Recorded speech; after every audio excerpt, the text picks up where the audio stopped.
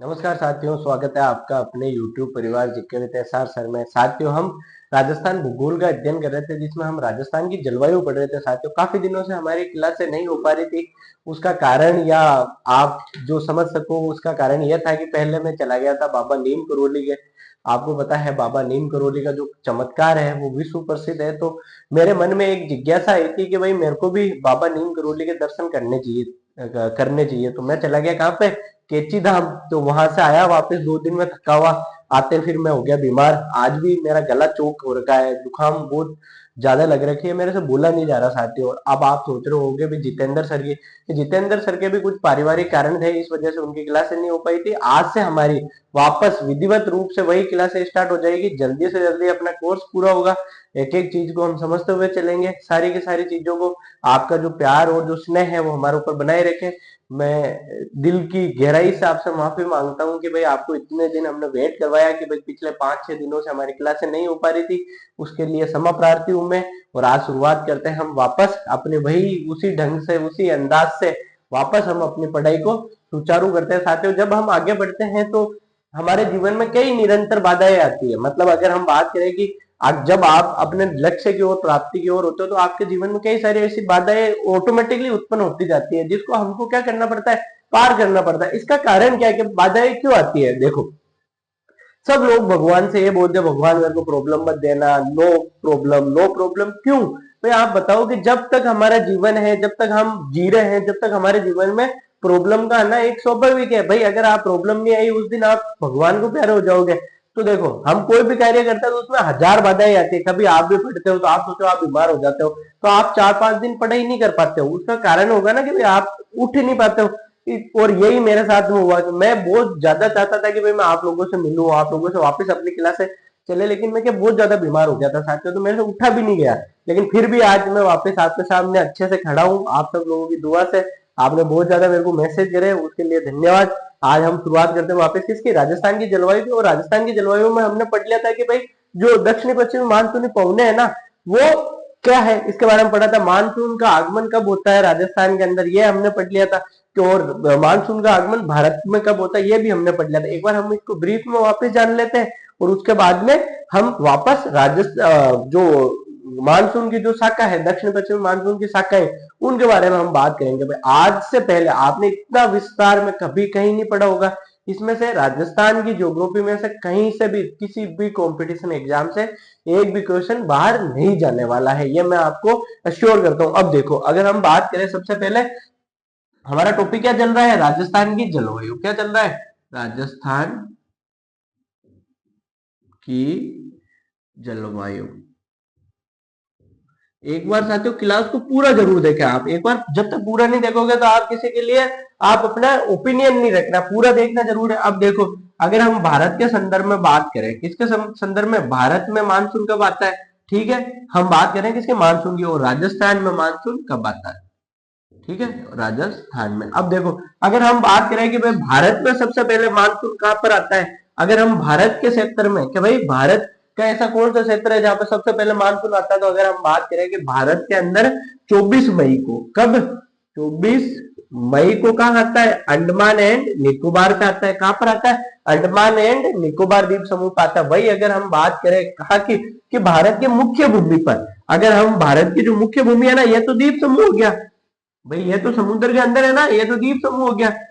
तो अगर हम भारत की जो मुख्य भूमि है, जो भारत का निचला हिस्सा है, तो यहाँ पर सबसे पहले कहां पर मानसून आता है कि भाई सबसे पहले मानसून आता है केरल में। कहां पर आता है, केरल में। और केरल में कब आता है, 1 जून को आता है। कब आता है, 1 जून को आता है। अगर हम बात करें कि भाई राजस्थान में मानसून कब आता है, तो ध्यान दो कि राजस्थान में मानसून आता है 20 से लेकर 25 जून के मध्य। कब आता है, 20 से लेकर 25 जून के मध्य। कौन से जिले में आता है सबसे पहले, कि भाई सबसे पहले आता है बांसवाड़ा। कौन सा वाड़ा, बांसवाड़ा में। इसीलिए जो बांसवाड़ा जिला है इसको क्या कहा जाता है, कि इसे राजस्थान के मानसून का प्रवेश द्वार कहा जाता है। क्या कहा जाता है, प्रवेश द्वार। अगर हम बात करें कि भाई भारत में मानसून कब लौटता है, तो अगर हम बात करें कि भारत के अंदर मानसून लौटता है अक्टूबर से नवंबर के मध्य, भारत के अंदर से मानसून वापस लौट जाता है, मतलब मानसून खत्म हो जाता है। अगर हम बात करें कि राजस्थान में मानसून कब लौट जाता है, तो राजस्थान के अंदर 30 सितंबर के दिन, 30 सितंबर के दिन के बाद में राजस्थान में वर्षा, मानसून की वर्षा नहीं होती। मतलब 30 सितंबर के बाद में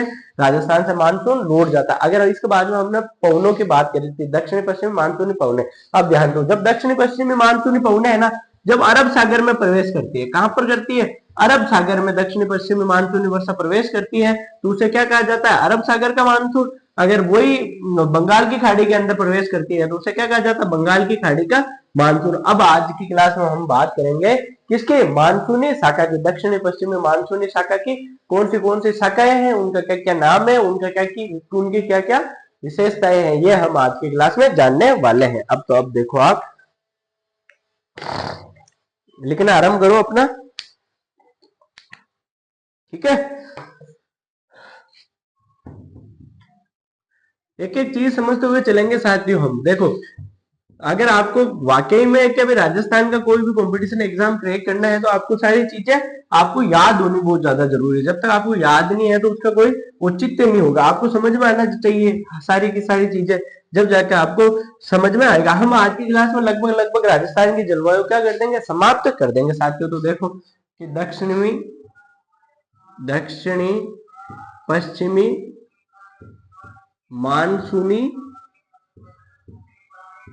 मानसूनी शाखा। अब देखो, दक्षिणी पश्चिम मानसूनी शाखा कितने प्रकार की है, कि भाई ये 2 प्रकार की है। कितने प्रकार की है, 2 प्रकार की है। पहली कौन सी है, कि पहली है अरब सागरीय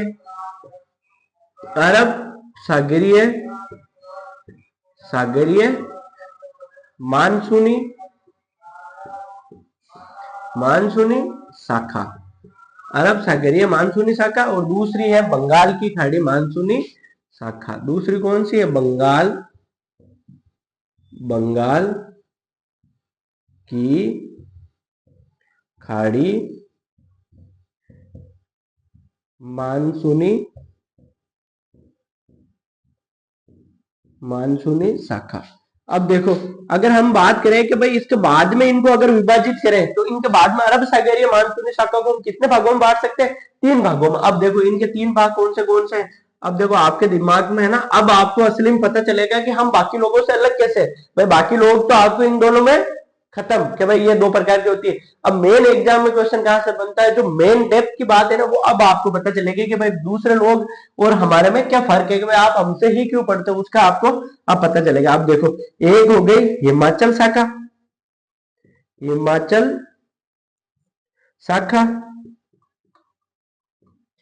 एक हो गई पश्चिमी घाट शाखा, पश्चिमी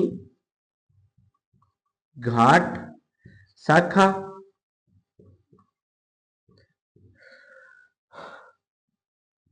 देखो एक हिमाचल शाखा हो गई, एक पश्चिमी घाट शाखा हो गई, और एक छोटा नागपुर शाखा हो गई। कौन सी हो गई, छोटा नागपुर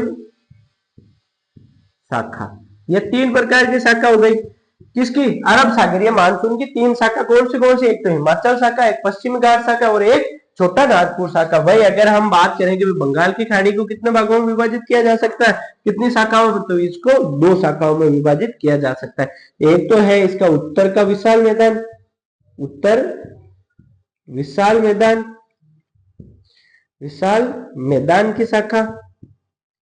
मैदान की शाखा, और एक अगर हम बात करें तो एक हो गया पूर्वी हिमालय की शाखा, पूर्वी हिमालय की शाखा। अब आप कमेंट करके बताओ कि भाई अरब सागरीय जो मानसूनी शाखाएं हैं, इनमें से राजस्थान के संबंध में कौन सी, मतलब राजस्थान में कौन सी शाखा से वर्षा होती है, और बंगाल की खाड़ी में से राजस्थान में कौन सी शाखा से वर्षा होती है, ये आप बताओ। अब मुझे पता है कि आज से पहले आपने ये चीजें पढ़ी ही नहीं होगी, तो आप बता कैसे सकते हो। अब आपके दिमाग में अगर मैं आपको ऑप्शन दे दिया इसमें कि भाई राजस्थान के संदर्भ, मतलब शब्दों, राजस्थान के संबंध में कौन सी मानसूनी शाखा प्रभावी है, मतलब राजस्थान में कौन सी मानसूनी शाखा से वर्षा होती है। ऑप्शन में क्या दे दिया आपको, हिमाचल शाखा, पश्चिम घाट शाखा, छोटा नागपुर शाखा और पूर्वी हिमालय की शाखा। तो आप इसमें से आंसर क्या करोगे बताओ कमेंट बॉक्स में। अगर आपको ये क्वेश्चन आ गया तो कमेंट बॉक्स में बताना है। अब देखो मैं बताते रहूं, देखो राजस्थान में जो वर्षा होती है ना वो होती है किससे, हिमाचल शाखा से। अब आप सोचोगे सर हिमाचल शाखा से कैसे होती है, वो मैं अभी बताऊंगा। हिमाचल ये किससे संबंधित है, राजस्थान में वर्षा होती है किससे, हिमाचल शाखा से होती है। अब ध्यान देना, पश्चिमी घाट और छोटानागपुर के पठार से जो शाखा है इससे राजस्थान में वर्षा नहीं होती है। भाई अगर हम उत्तर विशाल मैदान की बात करें तो इससे क्या होती है, राजस्थान में वर्षा होती है। क्या होती है, राजस्थान में वर्षा। ठीक है, अभी हम इन दोनों शाखाओं को पढ़ेंगे। अब पूर्व हिमालय से राजस्थान में वर्षा नहीं होती है। एक बार इसको उतारो जल्दी से। इसके बाद में हम अरब सागरीय मानसूनी शाखा की किसको पढ़ेंगे, हिमाचल शाखा को पढ़ेंगे, और बंगाल की खाड़ी में से उत्तर विशाल मैदान की शाखा को पढ़ेंगे, क्योंकि यही अपने राजस्थान से संबंध रखती है। क्योंकि जो राजस्थान से संबंध नहीं रखती है तो उसका हम करेंगे अभी क्या पढ़ के। तो इनको जल्दी से उतारो फटाफट, इसके बाद में आगे बात करते हैं। आज की क्लास में हम देखो साथियों सारे के सारे कॉन्सेप्ट क्लियर कर लेंगे पूरी के। वर्षा की प्रकृति क्या है, वर्षा राजस्थान के किस तरफ जाने पर ज्यादा होती है, किस तरफ आने पर कम वर्षा होती है, समान वायुदाब वाली रेखा है क्या है, समदाब रेखा, ये सारी आज की क्लास में हम बात करेंगे। कौन से जिले से कौन सी रेखा गुजरती है ऐसे ऐसे नाम सुनने को मिलेंगे ना आज आपको, क्या आप सच में जानोगे कि राजस्थान ज्योग्राफी अगर किसी से लेवल से पढ़ी है आपने पहली बार और आपने नोट्स बनाया है, मुझे बता देना आप कि हाँ सर इतनी लेवल से तो हमने पहली बार पढ़ी है। एक बार लिखो जल्दी से इसको।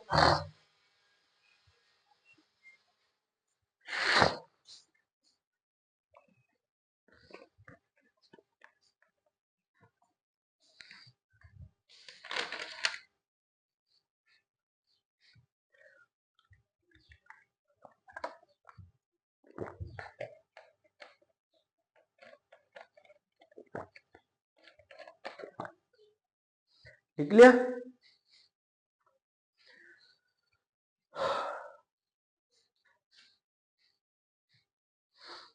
लिख लिया होगा ना अब तो। अब देखो, अब बात करते हैं हम किसकी, अरब सागरीय शाखा की। देखो मेरा टाइम देने का एक ही उद्देश्य होता है साथियों का, आप अच्छे से सारी चीजों को नोट डाउन कर लो और अपने नोट्स प्रिपेयर साथ में ही करते चलो।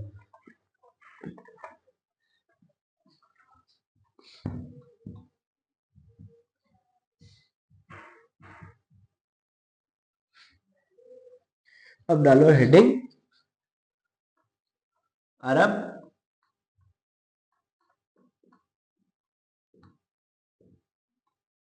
अरब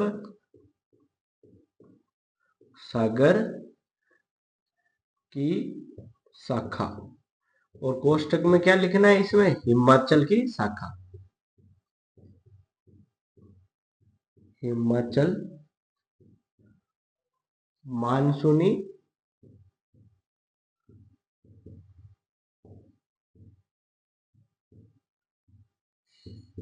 शाखा।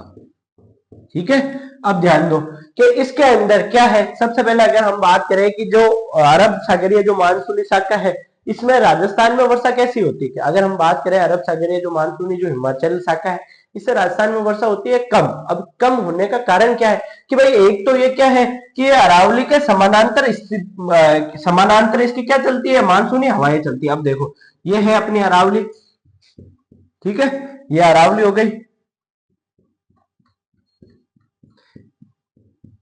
अब ये आ गया अरब सागर, ठीक है, ये माना कि ये अरब सागर आ गया। अब यहां से जब हवाएं उठती है ना तो हवाएं क्या है, इसके टकराती नहीं है। जहां पर टकराती है ना, जब दक्षिणी राजस्थान में टकराती है तो दक्षिणी राजस्थान में क्या होती है, देखो दक्षिणी राजस्थान में किससे वर्षा होती है, अरब सागरीय मानसून से वर्षा होती है। कहां पर होती है, दक्षिणी राजस्थान में अरब सागरीय सागरीय मानसूनी शाखा से क्या होती है, मानसूनी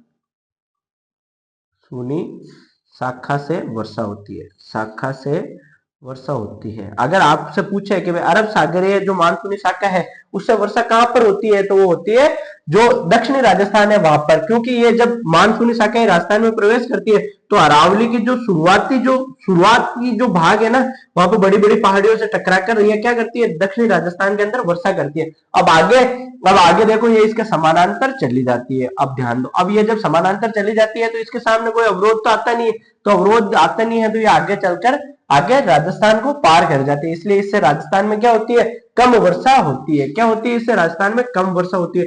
अगर हम बात करें कि भाई जो अरब सागरीय मानसूनी शाखा है इसमें आर्द्रता कितनी होती है, कि भाई इसमें नमी कितनी होती है, अगर हम बात करें कि भाई इसमें नमी होती है कितनी, 65%। कितनी होती है, 65%। वही अगर हम बात करें कि भाई राजस्थान में इसमें वर्षा कितनी होती है, तो इसमें राजस्थान में मात्र वर्षा होती है 10%। कितने प्रतिशत होती है, 10%। अब ध्यान दो कि एक तो यहाँ पे वर्षा कम होने का कारण क्या होगा कि ये अरावली के जो समानांतर इसकी हवाएं चलती है, मतलब दक्षिणी पश्चिमी मानसूनी पवनें किधर चलती है, अरावली की दिशा के समानांतर। दूसरा क्या है कि भाई जो बलूचिस्तान का पठार है ना पाकिस्तान के अंदर, बलूचिस्तान के पठार से, ये हो गया बलूचिस्तान का पठार, बलूचिस्तान पठार, ये बलूचिस्तान के पठार से है ना, यहाँ से चलती है क्या, गर्म हवाएं चलती है। क्या चलती है, गर्म हवाएं। उन गर्म हवाओं को क्या कहा जाता है, लू कहा जाता है। क्या कहा जाता है, लू। वो जो दक्षिणी पश्चिमी जो अरब सागरीय मानसूनी शाखा है ना, इसको ठंडा नहीं होने देती, मतलब संतृप्त नहीं होने देती। संतृप्त कैसे भाई, जब तक मान जो ये ठंडी नहीं होगी तो वर्षा कैसे होगी भाई, बिना ठंडी तो वर्षा होगा नहीं। अब देखो मैं आपको समझाता हूँ कि भाई इसका क्या लॉजिक है। जैसे अपने घर पे क्या चल रहा है, एक अपन ने क्या बनाया, एक चूल्हा बनाया, ये चूल्हा बना लिया और इस चूल्हे में हमने आग लगा दी। अब आग लगा के और ऊपर हमने एक भगोनी चोट लगा, मतलब भगोनी रख दी। भगोनी मतलब जानते हो ना, इसके अंदर पानी भर दिया और ऊपर अपने क्या लगा दिया, ढक लगा दिया। अब ध्यान दो, जब तक हम नीचे से हीट देते रहेंगे ना, तो आपने वो भगोनी देखी होगी कि जो भगोनी के जो ऊपर ढक्कन लगा है ना, उसके नीचे छोटी छोटी बूंदे जम जाती है, छोटी छोटी बूंदे जम जाती है ना। जैसे ही आपने उस ढक को ऊपर उठाया, अगर आपने थोड़ा सा ऊपर उठाया तो जब तक इसकी हीट आ रही है ना, जब तक तो बूंदे नीचे गिरेगी नहीं। लेकिन आपने और ऊपर उठा दिया भाई, नीचे से जो भाप आ रही थी वो हीट बंद होगी, तो जैसे ही वो ठंडे होने लगे ना, वो बूंदे क्या गिरने लगेगी, जमीन पे गिरने लगेगी। तो इसी प्रकार से क्या ये जो लू आती है ना, ये दक्षिणी पश्चिमी जो मानसूनी पवनें हैं अरब सागर की, इसको क्या नहीं होने देती, ठंडा नहीं होने देती, मतलब उसको हीट प्रदान करती रहती है। तो हीट प्रदान करती रहती है, तो इस वजह से क्या नहीं होती है, राजस्थान में वर्षा नहीं होती है। आशा करता हूँ ये आपको राजस्थान की जो दक्षिणी जो पश्चिमी मानसूनी जो शाखा है अरब सागर की, उसका उससे कम वर्षा क्यों होती है, इसका पर्याप्त कारण आपको समझ में आ गया होगा। अगर फिर भी आपको समझ में नहीं आया तो मेरे पास में और भी बहुत सारे तरीके आपको समझाने के। आप कमेंट बॉक्स में बता देना कि भाई मैंने आपको ये जितनी भी चीजें समझाई है ना, कि भाई इसमें से कौन सी चीज आपको समझ में नहीं आई है। आशा करता हूँ आपको समझ में आएगी, आ गई होगी। अब अपन इसको लिख लेते हैं। आपको समझ में आ गया कि भाई एक तो किसके कारण, कि भाई एक तो ये अरावली की जो दिशा है उसके समानांतर किसकी दिशा है, दक्षिणी पश्चिमी मानसूनी पवनों की दिशा। और दूसरी क्या है कि भाई बलूचिस्तान के पठार से जो गर्म हवाएं चलती है ना, लू, वो इसको क्या नहीं होने देती, संतृप्त यानी ठंडा नहीं होने देती। किसको, दक्षिणी पश्चिमी मानसूनी पवनों की शाखा को ठंडा नहीं होने देती है। और इसमें राजस्थान में वर्षा कहां पर होती है, दक्षिणी राजस्थान में वर्षा होती है। क्यों होती है मैंने बता दिया। इसमें नमी की मात्रा कितनी होती है, मतलब इसमें आर्द्रता कितनी होती है, कि भाई इसमें आर्द्रता 65% होती है। और वर्षा कितने परसेंट होती है, इसमें वर्षा 10% होती है। अब ठीक है, अब इसको लिखते हैं। आगे समझ में सारी सारी चीजें।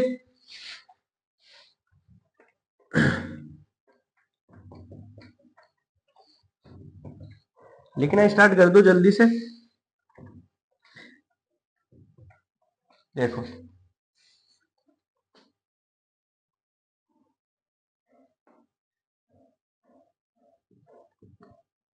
इससे राजस्थान में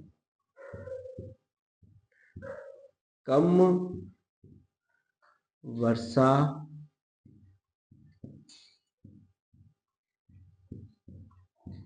होती है। अब कारण क्या है कम वर्षा होने का, तो देखो कारण कारण है इसके दो। कितने कारण है, दो। अब वो दो कारण कौन से हैं, देखो पहला कारण अरब सागरीय सागरीय मानसूनी मानसूनी शाखा की हवा के समानांतर के समानांतर अरावली पर्वतमाला अरावली पर्वतमाला पर्वतमाला का स्थित होना। ठीक है, दूसरा कारण क्या है? बलूचिस्तान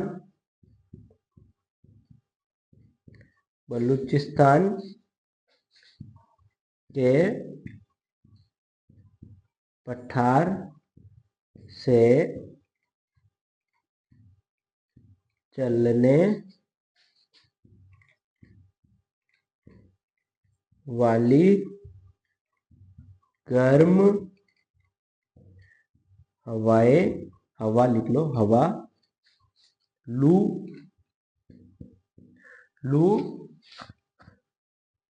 अरब सागरीय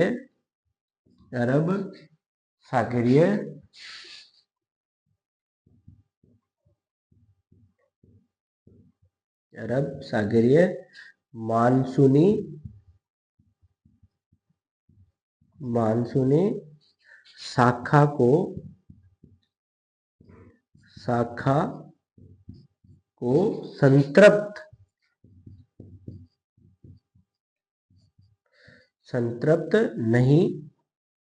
संतृप्त को क्या बोलते हैं? ठंडा नहीं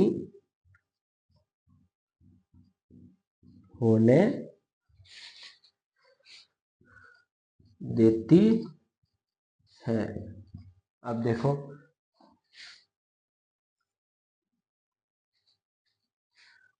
अरब सागरीय मानसूनी शाखा से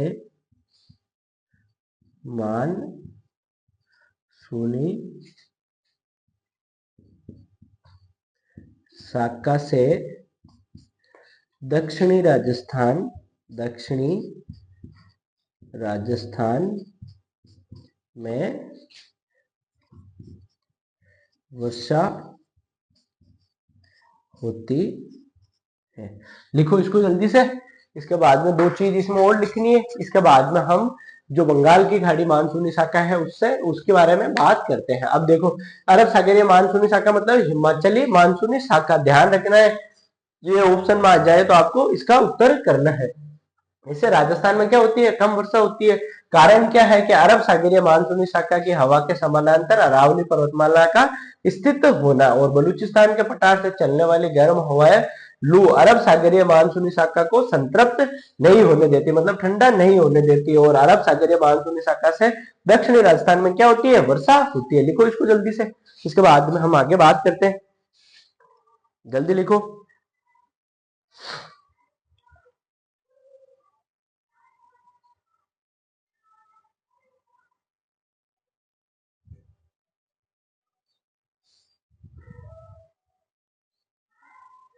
जल्दी लिखो।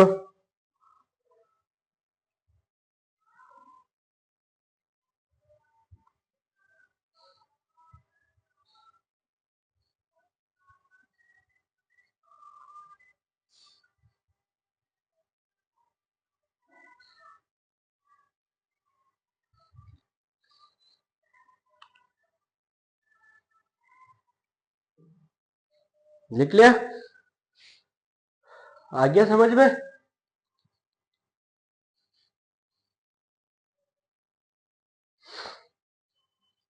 ठीक है, लिख लो एक बार।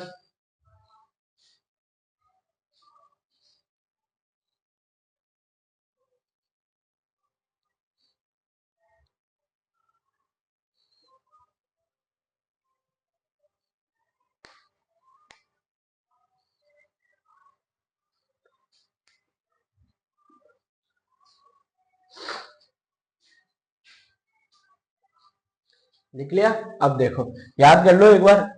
देखो, अरब सागरीय मानसूनी शाखा से राजस्थान में क्या होती है? वर्षा कम होती है। क्या होती है? कम होती है। इसके कारण क्या है कम होने के? कि भाई जो अरब सागरीय मानसूनी शाखा है वो किसके समानांतर है? कि भाई अरावली पर्वतमाला के समानांतर है। इसका बलूचिस्तान के पठार से कौन सी हवा चलती है? कि भाई लू चलती है। ये क्या नहीं होने देती? जो दक्षिणी पश्चिमी जो मानसूनी पवने हैं अरब सागर वाली, उसको क्या नहीं होने देती? ये संतृप्त नहीं होने देती, अर्थात ठंडा नहीं होने देती। इस कारण से क्या होती है, कम वर्षा होती है। और अरब सागरीय मानसूनी शाखा से कहां पर वर्षा होती है, राजस्थान में, दक्षिणी राजस्थान में वर्षा होती है। अब देखो आगे,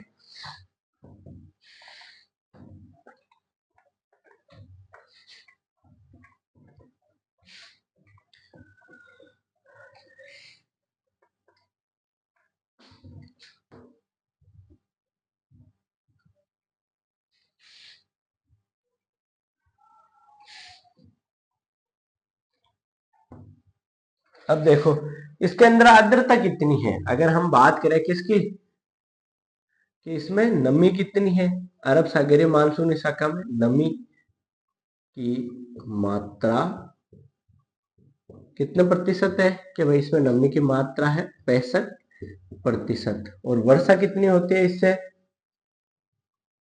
वर्षा की मात्रा, वर्षा कितनी होती है, मात्र 10%। कितने प्रतिशत होती है, 10%। लिख लिया, ठीक है, ये लिए उतार लिया। अब देखो हम बात करते हैं किसकी, बंगाल की खाड़ी मानसूनी शाखा की। देखो, और उसका संबंध किससे है, उत्तर के विशाल मैदान से। हेडिंग डालो जल्दी से, बंगाल की खाड़ी, बंगाल की खाड़ी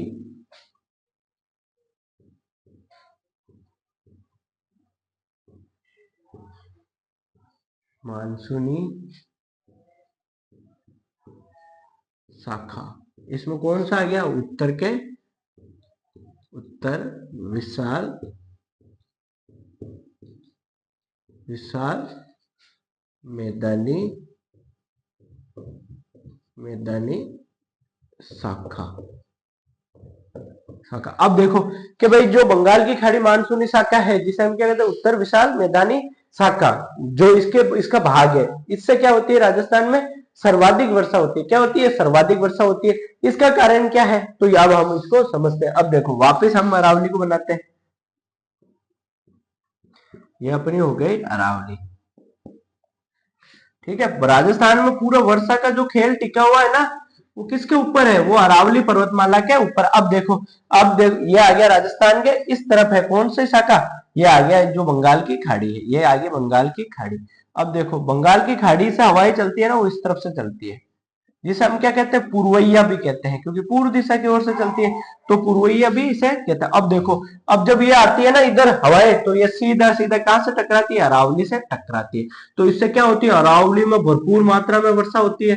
और अरावली के जो पूर्व में क्षेत्र स्थित है ना, पूर्वी मैदान, या अगर हम राजस्थान के पूर्वी भाग की बात करें, तो यहाँ पर क्या होती है, बहुत ज्यादा वर्षा होती है। मतलब यहाँ पर पर्याप्त वर्षा होती है। मतलब सर्वाधिक वर्षा राजस्थान में किससे होती है, सर्वाधिक वर्षा होती है राजस्थान में बंगाल की खाड़ी मानसून से होती है। अब ध्यान दो, अब जो अरावली है, अब अरावली के जो पश्चिम भाग में ये क्या स्थित है, ये थार का मरुस्थल स्थित है। क्या स्थित है, ये थार का मरुस्थल स्थित है। अब देखो, अगर ये थार का मरुस्थल स्थित है पश्चिम में, अगर ये मरुस्थल स्थित है, कौन से प्रदेश में स्थित है, ये अरावली के वृष्टि छाया क्षेत्र में स्थित है। किसके क्षेत्र में, वृष्टि छाया में। तो अब क्या है कि ये हवाएं यहाँ पर ज्यादातर यहीं पर बरस जाती है। अब यहाँ पर क्या होती है कि यहाँ पे जो वर्षा है वो यहाँ पर बरस जाती है, और उसके बाद में ये इधर पहुंच ही नहीं पाती। मतलब मानसून है ना, यहाँ पे बिल्कुल खत्म हो जाता है लगभग लगभग। तो इधर बिल्कुल भी वर्षा किससे नहीं होती है, जो बंगाल की खाड़ी मानसूनी शाखा है उससे कहां पर वर्षा नहीं होती है, थार के मरुस्थल में वर्षा नहीं होती। नहीं होने का कारण क्या है कि अरावली के वृष्टि छाया क्षेत्र में स्थित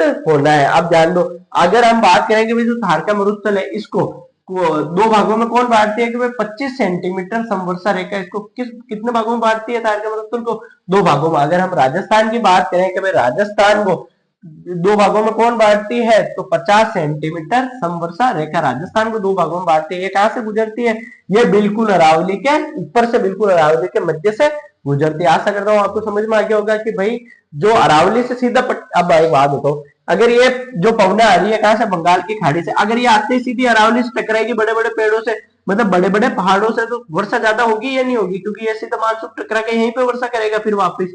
इस वजह से यहाँ पे ज्यादा वर्षा होती है। और पीछे ये मानसून यहीं पे कमजोर हो जाता है, तो उधर वर्षा हो ही नहीं पाती। कहां पर, मरुस्थल के अंदर। तो अब लिखो,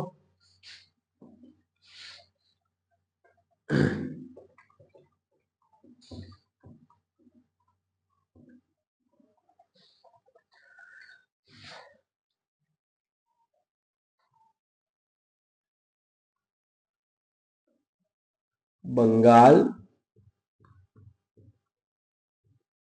की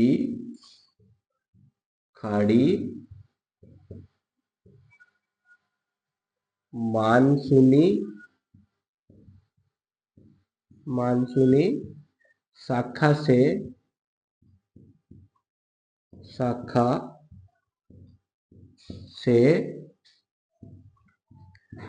राजस्थान में सर्वाधिक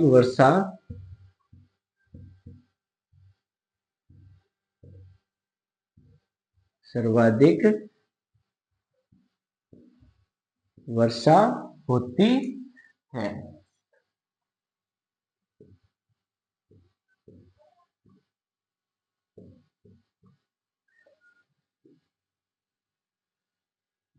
इससे पूर्वैया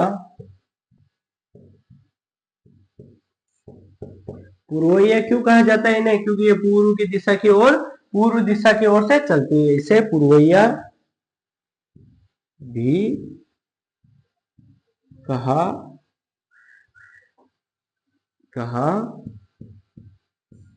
जाता है। अब देखो, मरुस्थल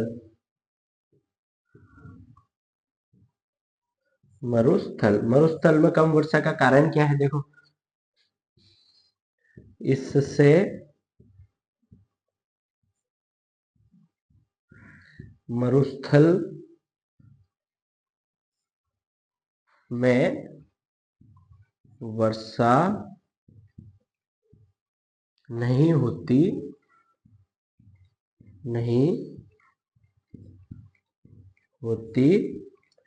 है, क्योंकि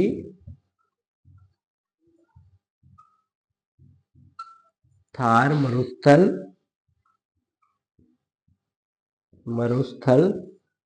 अरावली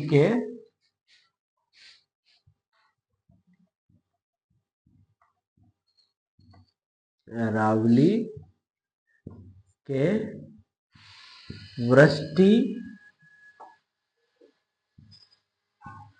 छाया क्षेत्र में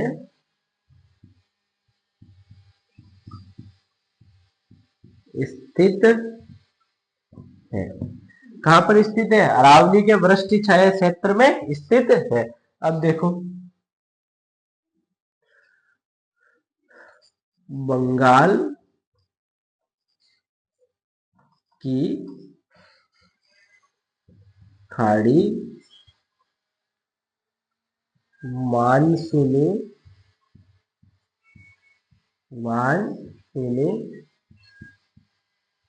शाखा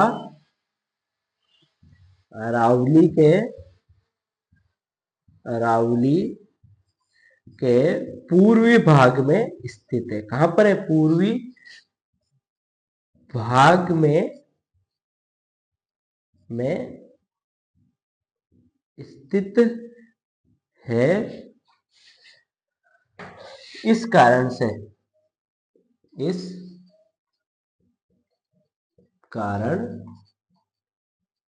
से मरुस्थल में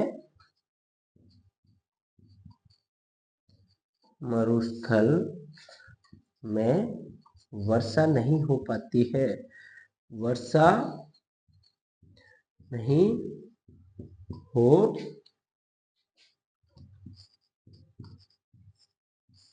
पाती है। लिखो जल्दी से इसको।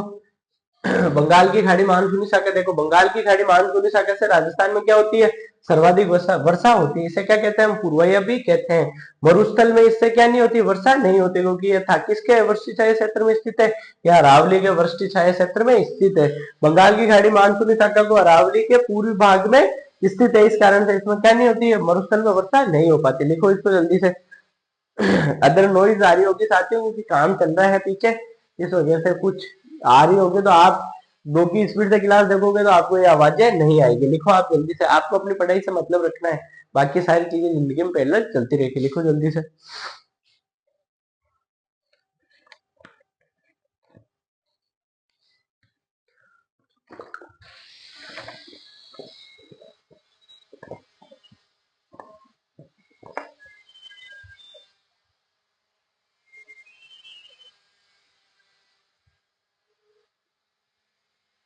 लिख लिया?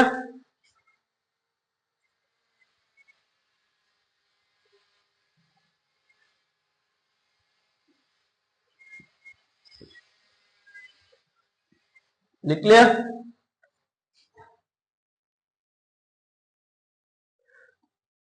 अब देखो,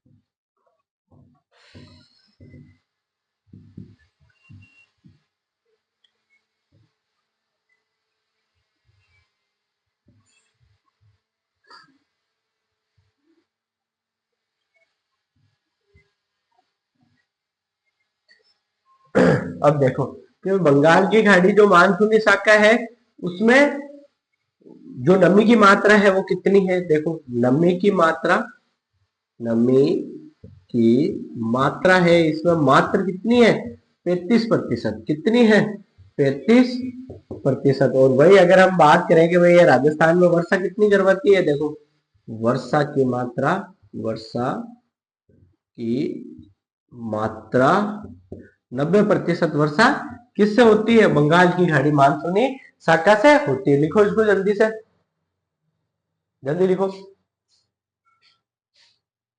लिख लिया? अब देखो, अब हम बात करते हैं वर्षा की। अब टॉपिक लगा लो वर्षा की, ठीक है। ये अपने खत्म हो गई है क्या, मानसूनी शाखा है। समझ में आ गया होगा आपको, एक एक चीज एक एक डिटेल में मैंने इतना बताया। आप किसी बुक में देख लेना, किसी के भी नोट्स में देख लेना कि भाई आपको इतना डिटेल में पढ़ाया होगा, पढ़ाएगा किसी ने। अब देखो हेडिंग डालो वर्षा, वर्षा और राजस्थान में वर्षा की प्रकृति, राजस्थान में वर्षा की प्रकृति। अब देखो राजस्थान में वर्षा की प्रकृति कैसी है यह भी किस पर डिपेंड करता है, अरावली के ऊपर डिपेंड करता है। अब देखो कि अगर हम बात करें कि भाई ये अपना राजस्थान है, देखो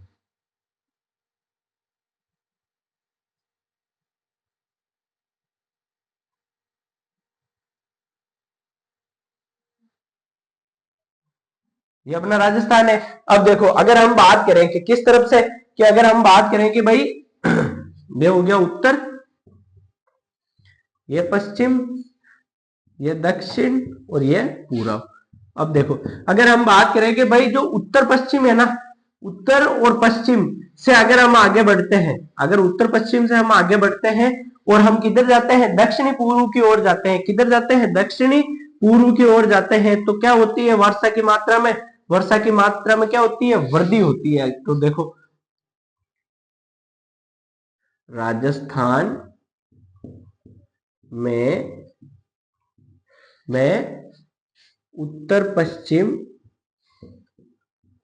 से दक्षिण पूर्व की ओर बढ़ने की ओर बढ़ने पर वर्षा की मात्रा, वर्षा की मात्रा में वृद्धि वृद्धि होती है। क्या होती है, वृद्धि होती है। अब देखो अगर हम उसका उल्टा करें कि भाई दक्षिणी पूर्व से लेकर अगर हम किधर जाए, कि उत्तर पश्चिम की ओर जाए वापस उल्टा, तो वर्षा की मात्रा में क्या होगी, कमी होगी। क्या होगी, वर्षा की मात्रा में कमी होगी। इसका सीधा सा कारण क्या है कि राजस्थान के जो दो भाग है, यह राजस्थान है, यह राजस्थान के अंदर से क्या निकल रही है, अरावली। तो अरावली के भाई अगर पूर्व की बात करें तो पूर्व में क्या होगी वर्षा ज्यादा होगी। भाई अगर हम बात करें कि भाई अरावली के पश्चिम में क्या होगी, वर्षा कम होगी। क्या होगी, वर्षा कम होगी। इसका सीधा कारण क्या है कि अरावली का जो दक्षिणी पश्चिमी मानसूनी पवने है अरब सागरीय उसके समानांतर स्थित होना, और बाकी जो अरब सागरीय मानसूनी शाखा है उसके बिल्कुल सामने मतलब सामने होता है। इस वजह से यहाँ पर वर्षा कम होती है। तो इधर देखो, इधर लिखो, राजस्थान में दक्षिण पूर्व से उत्तर पश्चिम की ओर बढ़ने पर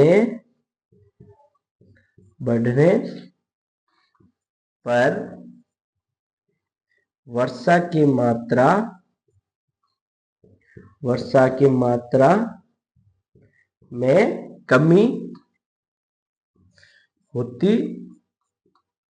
कमी होती है। क्या होती है, वर्षा की मात्रा में कमी होती है। लिखो इसको जल्दी से, इसके बाद में हम और आगे पढ़ते हैं। आप देखो, अगर हम बात करें किसकी, क्या भाई राजस्थान के अंदर सबसे ज्यादा जो वर्षा है वो कहां पर होती है, कौन से जिले में होती है, कौन से स्थान पर होती है, और राजस्थान में सबसे कम वर्षा कौन से स्थान पर होती है और कौन से जिले में होती है। लिखो एक बार, ये लिख लिया कि भाई राजस्थान में उत्तर पश्चिम से दक्षिण पूर्व की ओर बढ़ने पर वर्षा की मात्रा में क्या होती है, वृद्धि होती है। क्या होती है, वृद्धि होती है। भाई अगर हम राजस्थान में दक्षिण पश्चिम से उत्तर पश्चिम की ओर बढ़ने पर वर्षा की मात्रा में क्या होती है, कमी होती है। लिख लिया होगा। अब देखो आगे बात करते हैं हम।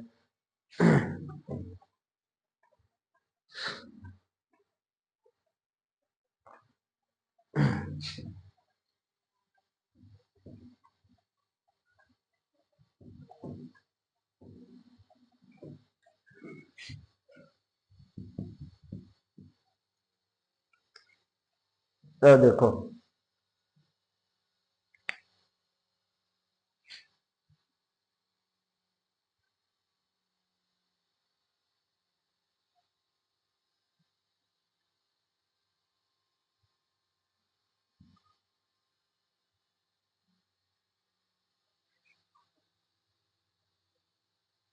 ये अपना क्या हो गया, ये राजस्थान हो गया। जैसा भी है ये अपना राजस्थान में। अगर हम बात करें कि भाई राजस्थान में कौन से स्थान पर, अगर हम बात करें तो यहाँ पे क्या आता है, एक स्थान है। कौन सा स्थान है, यहाँ पे है माउंट आबू। कौन सा स्थान है, माउंट आबू। माउंट आबू में क्या होती है, वर्षा सर्वाधिक होती है। यहाँ पे राजस्थान में क्या होती है, वर्षा। राजस्थान में इस स्थान पर सर्वाधिक वर्षा होती है। कौन से स्थान पर होती है, माउंट आबू में। अगर वही बात करें तो यहाँ पर कौन सा जिला आ गया, झालावाड़।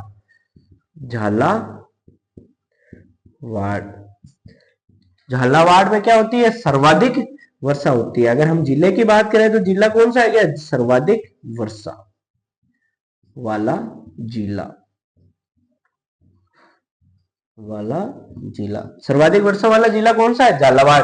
भाई अगर हम बात करें कि भाई जो न्यूनतम वर्षा है, न्यूनतम वर्षा कौन से स्थान पर होती है, देखो न्यूनतम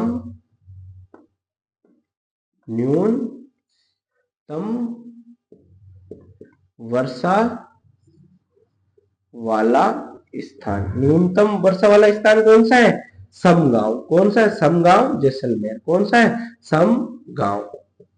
अब देखो, और न्यूनतम वर्षा वाला जिला कौन सा है, न्यूनतम वर्षा वाला जिला है, न्यूनतम वर्षा वाला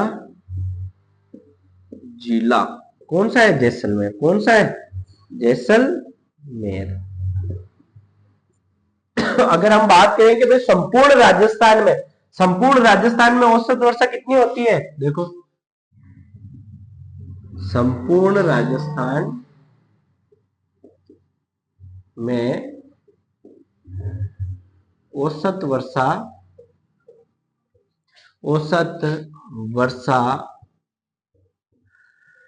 57.5 सेंटीमीटर होती है। कितने सेंटीमीटर होती है? 57.5 सेंटीमीटर होती है। मतलब राजस्थान की औसत वर्षा पूछे कि संपूर्ण राजस्थान में औसत वर्षा कितनी होती है, तो 57.5 सेंटीमीटर राजस्थान में औसत वर्षा होती है। वही अगर हम बात करें कि भाई राजस्थान में मतलब मानसून कितने दिन तक रहता है, तो देखो मानसून मानसून 90 दिन तक, 90 दिन तक, 90 दिन तक रहता है, जिसमें वर्षा कितने दिन तक होती है, जिसमें जिसमें वर्षा 43 दिन तक होती है। कितने दिन तक होती है? 43 दिन वर्षा होती है। 43 दिन वर्षा होती है। लिखो। अगर हम बात करें कि भाई झालावाड़ के अंदर वर्षा कितने दिन होती है, देखो एक बार लिखो, इसको बनाओ पूरा, यहाँ पे लिख लो। राजस्थान में सर्वाधिक कौन से जिले में वर्षा होती है? झालावाड़ में 29 दिन वर्षा होती है। कितने दिन? 29 दिन वर्षा होती है। कितने दिन वर्षा होती है? 29 दिन वर्षा होती है। वही अगर हम बात करें कि भाई जैसलमेर के अंदर कितने दिन वर्षा होती है, तो 1 दिन। देखो जैसलमेर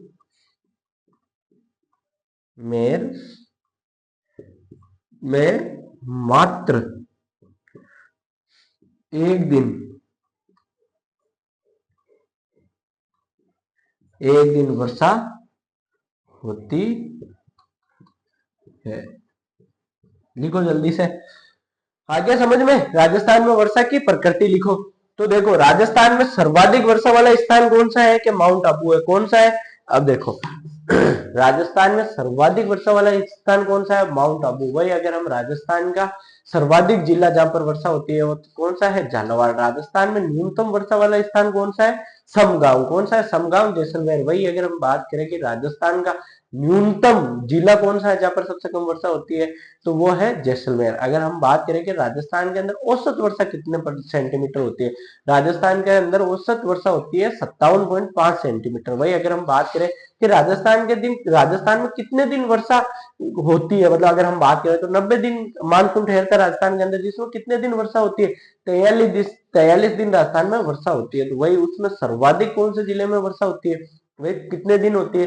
क्या 29 दिन होती है झालावाड़ में। कितने? झालावाड़। और सबसे कम वर्षा कहाँ होती है? जैसलमेर में। कितने दिन? 1 दिन होती है। कितने दिन होती है? 1 दिन होती है। लिखो जल्दी से। लिख लिया? जल्दी लिख लो बेटा।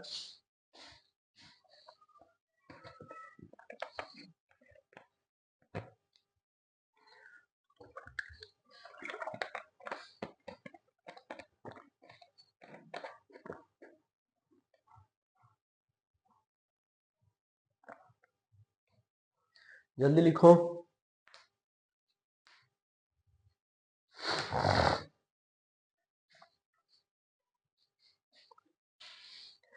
जल्दी लिख लो।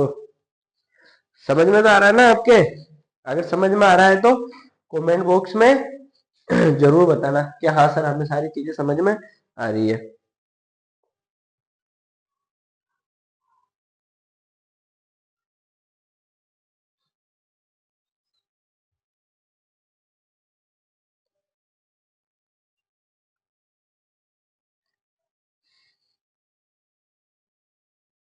लिख लिया?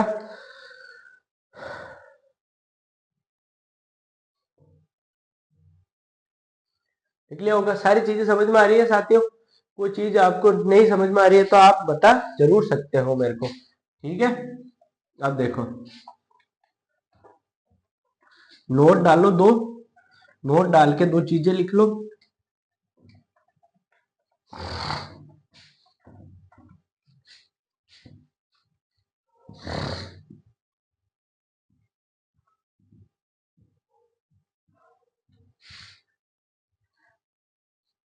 लिखो नोट पहला।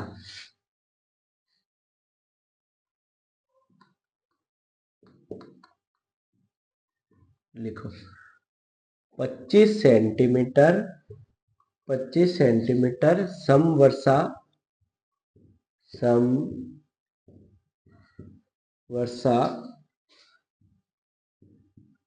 रेखा थार के मरुस्थल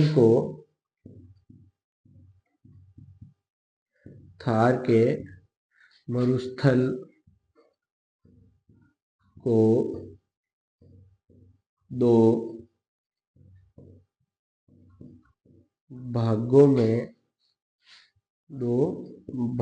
में बांटती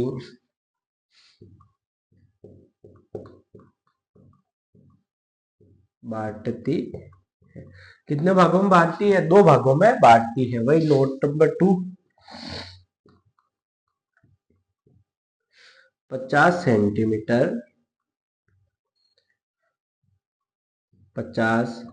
सेंटीमीटर समवर्षा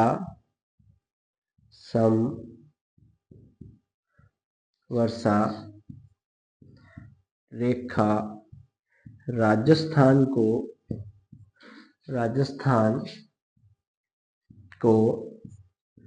दो भागों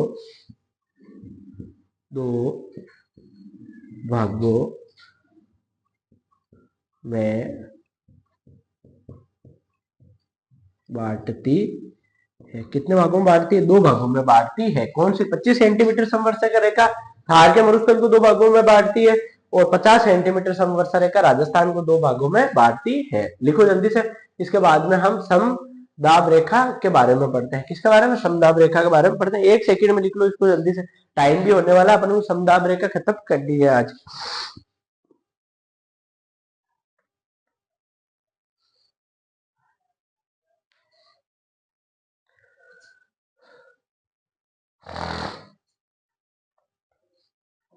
लिख लिया? अब देखो, अब बात करते हैं हम समदाब रेखा के बारे में। सबसे पहले समदाब रेखा कहते किसे हैं? 2 समान दाब वाले स्थानों को मिलाने वाली रेखा को क्या कहते हैं? समदाब रेखा कहते हैं। क्या कहते हैं? समदाब रेखा। अब देखो,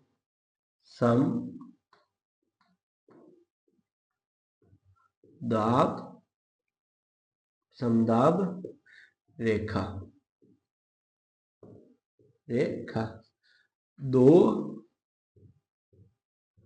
समान दाब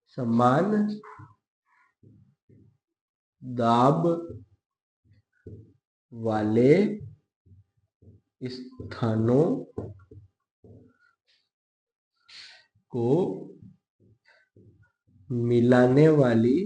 को मिलाने वाली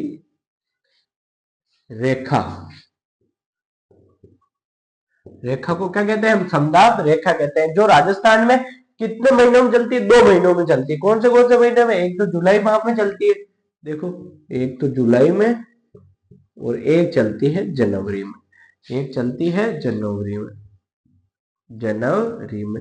अब देखो, अगर जुलाई में चलती है तो जुलाई में तापमान कैसा होगा? कि भाई अगर जुलाई में चलती है तो जुलाई में होगा तापमान ज्यादा होगा ज्यादा, और वायुदाब क्या होगा? कम होगा। क्या होगा? वायुदाब कम होगा। क्या होगा? वायुदाब कम होगा। अब देखो, अगर जनवरी की बात करें तो जनवरी में तापमान कैसा होगा? जनवरी में तापमान होगा कम। जनवरी में ठंड पड़ती है ना, तो तापमान होता है कम और वायुदाब क्या होता है? ज्यादा। क्या होता है? वायुदाब ज्यादा। अब देखो, कौन सी वायुदाब रेखा गुजरती है? कि भाई जुलाई में कौन सी गुजरती है? तो एक तो देखो 997 मिलीबार रेखा, 998 मिलीबार रेखा, 999 मिलीबार रेखा और 1000 मिलीबार रेखा। वही अगर हम बात करें कि भाई जनवरी में कौन सी गुजरती है, तो एक तो 1018 मिलीबार रेखा और 1019 मिलीबार रेखा। ये लिखो जल्दी से। इसके बाद में हम एक एक जो मिलीबार रेखा है उसके बारे में पढ़ते हैं। पहले जुलाई की पढ़ेंगे, उसके बाद में जनवरी की पढ़ेंगे। जल्दी से लिख लो ये। आपको बता देना समदाब रेखा किसे कहते हैं भाई, दो समान दाब वाले स्थानों को मिलाने वाली रेखा। मतलब जहां पर तापमान भी कैसा समान हो, वहां पर वायुदाब भी कैसा हो, समान हो। मतलब कि अलग अलग जो वायुदाब है कि वहां पर तापमान कैसा है और वायुदाब कैसा है, ये सारी चीजें जो है उसे क्या कहते हैं, समदाब रेखा कहते हैं। लिखो इसको जल्दी से, लिख लिया होगा। अब देखो, अब हम बात करते हैं किसके, सबसे पहले जुलाई की।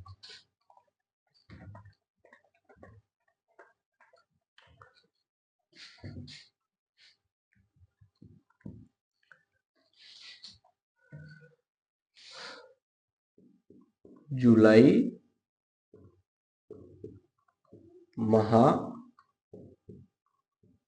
में गुजरने वाली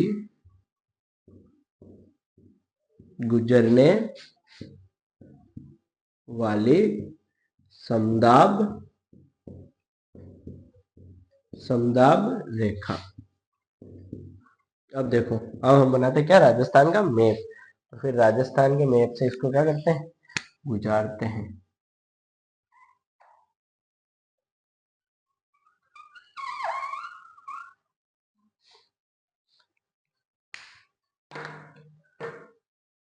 एक सेकेंड साथियों।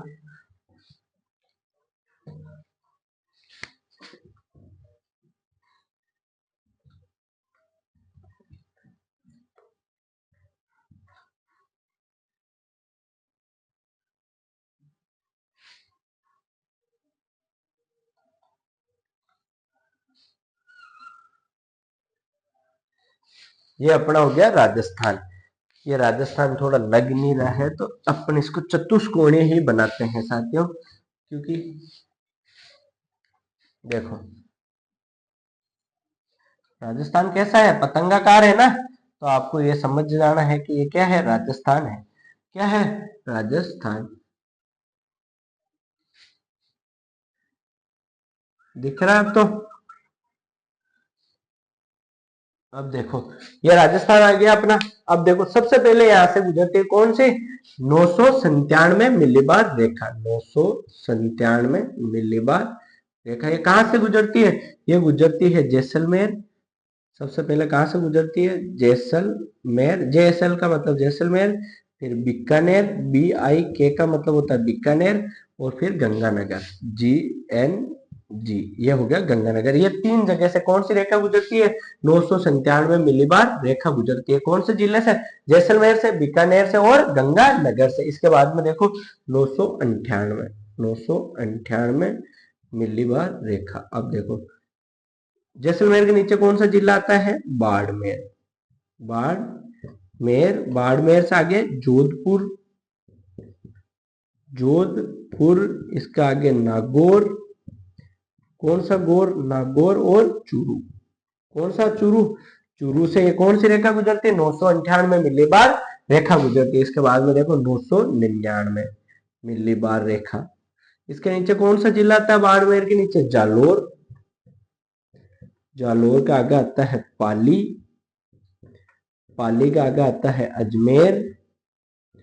अजमेर का आगे आता है टोंक, और टोंक का आगे आता है सवाई माधोपुर। सवाई माधोपुर से गुजरती है कौन से, 999 मिलीबार रेखा। अब देखो 1000 मिलीबार रेखा गुजरती है। देखो सबसे पहले कहां से, सिरोही से। सिरोही से आगे जाती है उदयपुर। उदयपुर से आगे जाती है ये प्रतापगढ़। कौन सा गढ़, प्रतापगढ़। और प्रतापगढ़ से आगे जाती है झालावाड़। कहां से जाती है, झालावाड़। उतारो इसको जल्दी से। 997 मिलीबार रेखा कौन से राजस्थान के जिलों से गुजरती है, तो देखो 997 मिलीबार रेखा। तो आपको यहां पर लिख लेना है, एक तो जैसलमेर,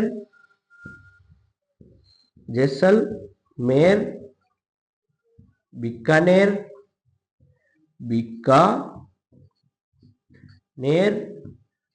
और गंगानगर। ठीक है। 998 की बात करें हम, 998 मिलीबार रेखा। ये कहां से गुजरती है 998? तो बाड़मेर, बाड़मेर, जोधपुर, जोधपुर, नागौर और चूरू से। नागौर और चूरू से। भाई अगर हम 999 की बात करें, 999 मिलीबार रेखा, तो 999 कहां से गुजरती है? जालोर, जालोर, पाली, अजमेर, अजमेर, टोंक और सवाई माधोपुर। कहां से गुजरती है? सवाई माधोपुर से। और 1000 मिलीबार रेखा, 1000 मिलीबार रेखा गुजरती है सिरोही।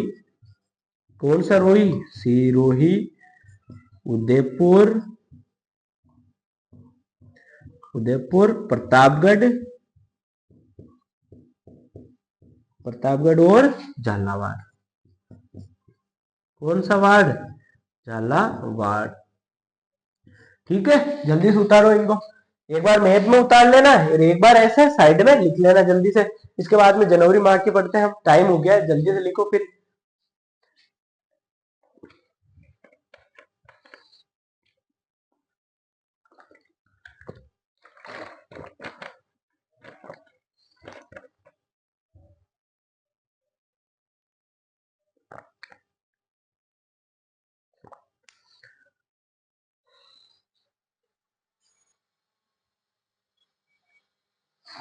लिख लिया?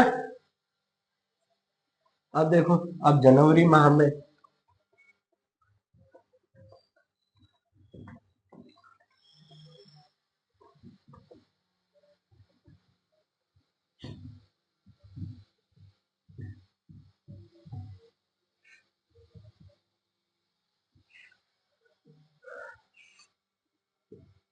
जनवरी माह में गुजरने वाली समदाब रेखा जनवरी माह में कौन सी गुजरती है? 1018 मिलीबार रेखा। अब देखो 1018 कहां से गुजरती है? देखो शुरुआत होती है इसकी जैसलमेर,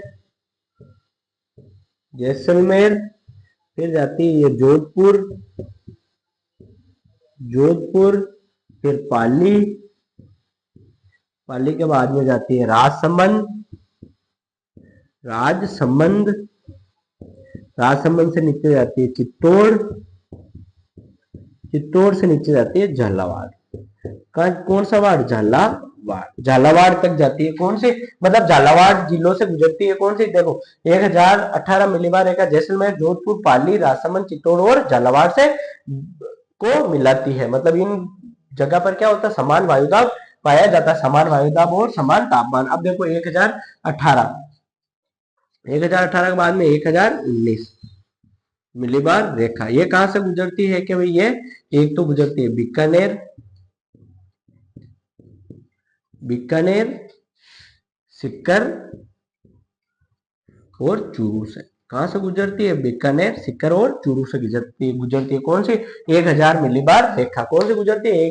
1000 मिलीबार रेखा, जिसे हम क्या कहते हैं? समदाब रेखा, समदाब रेखा। 1018 कहां से गुजरती है? जैसलमेर, जोधपुर, पाली, राजसमंद, चित्तौड़ और झालावाड़ से। 1019 कहां से गुजरती है? बीकानेर, सीकर और चूरू से गुजरती है। ये अपनी क्या होगी? समान वायुदाब जो समदाब रेखा है, ये समाप्त। कल की क्लास में हम क्या क्या पढ़ेंगे? तो देखो, एक तो हम पढ़ेंगे कि जो मानसून का विस्फोट होता है ना, मानसून विस्फोट किसे कहते हैं? मानसून विस्फोट,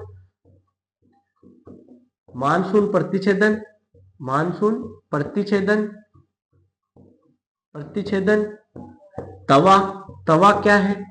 वज्रजात, वज्र, वज्रजात क्या है? झाला क्या है? पुरवैया क्या है? पुरवैया क्या है? धराऊ क्या है? धराऊ क्या है?